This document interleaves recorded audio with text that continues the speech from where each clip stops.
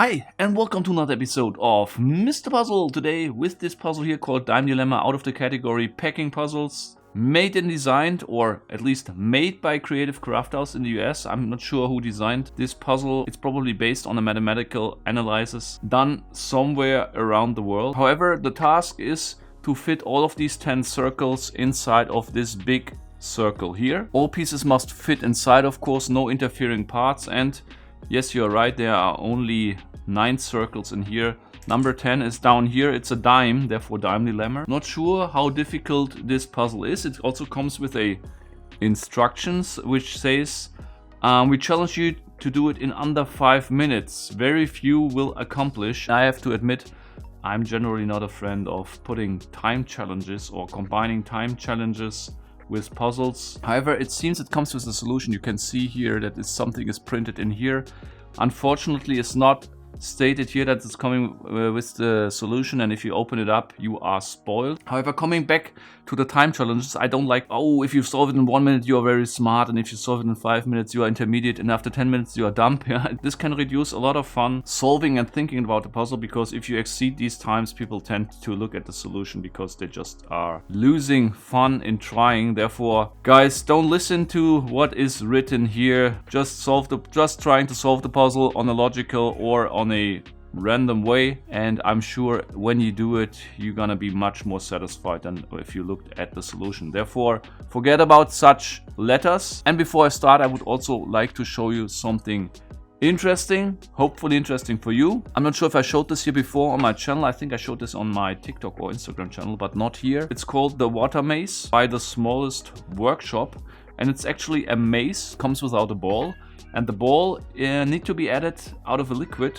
In this case here, this is liquid or blood from the hydrophobic water snake. No, of course it's not. It's just random water with some food color in it. And this surface here is coated with a ultra hydrophobic substance. I think it's kind of a wax or something. And this will cause that the water is repelled from the surface and actually can be maneuvered like a ball. Let me just get my notebook here and maybe let me explain you, if you never heard this word ultra hydrophobic, what this is about. So basically, you have to imagine it like this. Every surface and substance has a certain surface energy or surface tension. Let's call it surface energy. And if you put a drop of water, for example, with a certain surface energy on another surface, there can be different combinations. So the water can, for example, if you drip it on the surface, spread over the surface, okay? So it's not really a drop, it's spread over the complete surface. There can be a water drop which is basically afterwards like this, or shaped like this, and there can be a water drop on some surfaces which is basically like this, so it remains nearly in the drop shape. And without going too much in detail, you can conclude basically that this here is a ultra hydrophobic surface, and we have one here with medium surface tension and low surface tension. And you can measure this by measuring the angle between the water drop and the surface. So for example, here the angle is very flat, okay? While on this one, it's already steeper, like over here. And on this one, it's a really, really large angle. And if this angle here becomes bigger as 150, not 105, 150 degrees, the surface is called ultra hydrophobic. Think in this category fits Teflon, for example. Yeah. Another very famous candidate here is the lotus, on the lotus plants, that no water can stick to the leaves. And on this side, where do you require this?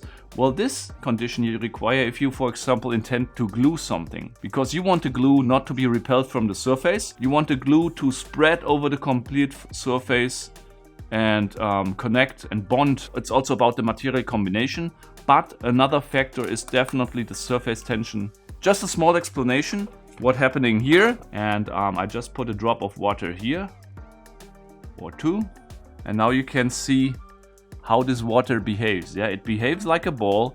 The contact angle is very, very high, it's nearly round, and this enables me to maneuver the water here through the mace, and this is kind of tricky actually. Woo! Difficult to maneuver, and sometimes it can even happen that the ball will spread into 2 balls and you need to recombine them to proceed. And I know the way already because I did this puzzle before. and therefore I know where to go. But still, it's a very interesting gift. I think this is also very satisfying to handle and a very interesting gift to your children, for example, and make them curious how this could work. And to understand this, they need to definitely inform themselves a little bit of chemistry or physics, and this makes this a very nice scientific toy here. Now I'm already done, and to prove you, of course, that this is really water and not some special crazy liquid, I got a testing device here with me where I can show you that this is really water and this is really the good stuff, you know, that with the 4 layers. So trust me, the perfect way to prove that this is water, if I just push this here, you can see it's normal water. So an interesting gift. However, today is, of course, the main part of today at least, is about this puzzle here. And after spoiler break, you're gonna see my first attempt trying to solve the dime dilemma. So, and let's start. I will of course not have a look at the solution, yeah. And let's see how difficult this puzzle really is. I will just flip all pieces over. And here we got the dime, the number 3. And now let's start, okay? So my approach will be, I will just use these gaps between the parts to fill them up with some smaller parts, like so, for example. I also have no idea how many solutions there are. I would assume there's only one probably, and I'm not sure how this can be rated such easy if you need to find a specific solution, but we will see. No. Oh, I thought I got it already, but I forgot the dime. Okay, let's start over again. Let's see. I think this is a very subjective puzzle, so you just need to use some trial and error.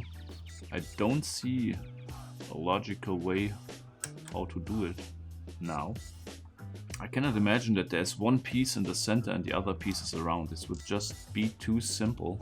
Okay, what is the smallest piece that fits in here? Number 4 fits in here. Okay, number 4 fits here in between. So number 4 and 10 and 9 is exactly the outer diameter, more or less. And then let's see. Let's keep those here. Also not really possible.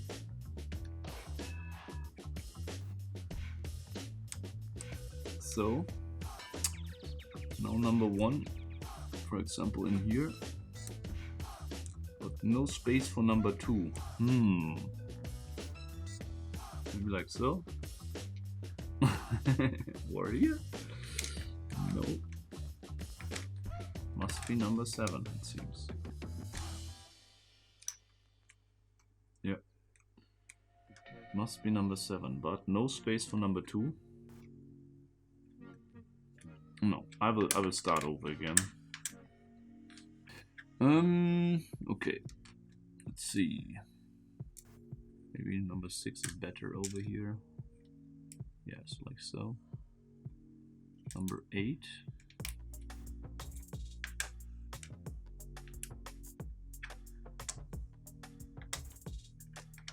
Maybe the biggest one in the center.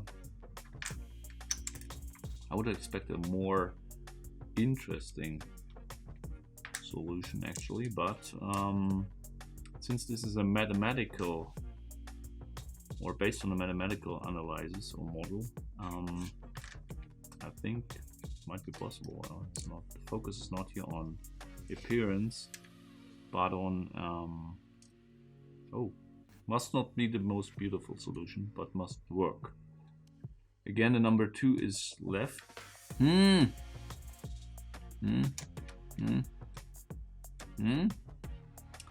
Yeah. Ah, so close. Nearly the correct sequence here. Oh, so close. Is there anywhere a gap?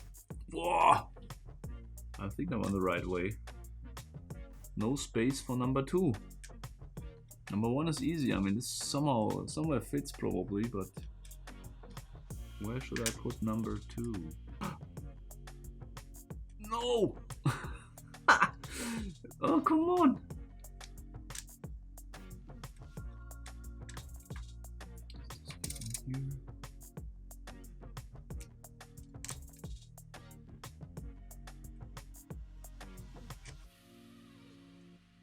No. Oh, it gets closer. Yes, now it's in. And number 1. I think that's it. Yeah, here we go. Wow. That's the solution. Let me check if this is the correct solution. No, I got a different one than here on this letter. Actually, pretty interesting. You see this? So these are all the same. 8, 6, 4, dime, 5, 7, 9. And then I actually flipped over the number 1 and number 2. So there are 2 solutions possible, it seems. Not sure if this is in the mathematical model also the case, or if this is just caused here by the little free play here between the pieces. Somehow you need to manage to have a little bit of free play. Yeah, and actually my solution fits better than the intended solution here, because this is pretty tight fit, while this one is much more loose. Okay, however, pretty cool puzzle. And also maybe something for people who do not have enough patience to work on a puzzle for like 2 hours, but rather this in between like 5 to 20 minutes. In my case it worked out, or the key was when I placed the number 10 and then built around this circle. And then after a certain time you notice, if you combine the pieces in the right way, it might help you to find a solution. This is what I did, this is what worked out for me. I would rate this with a level 3 out of a maximum of 5. The most common rating, I know, but a lot of puzzles are only made to be solved in this like 10 to 30 minute range. So is this one. I hope it was still enjoyable though. If yes, comment below, leave a like, and let me know what you think about this video. Let me also know what puzzles you would like me to review in the future. And that's it for today. Until next time, keep on puzzling!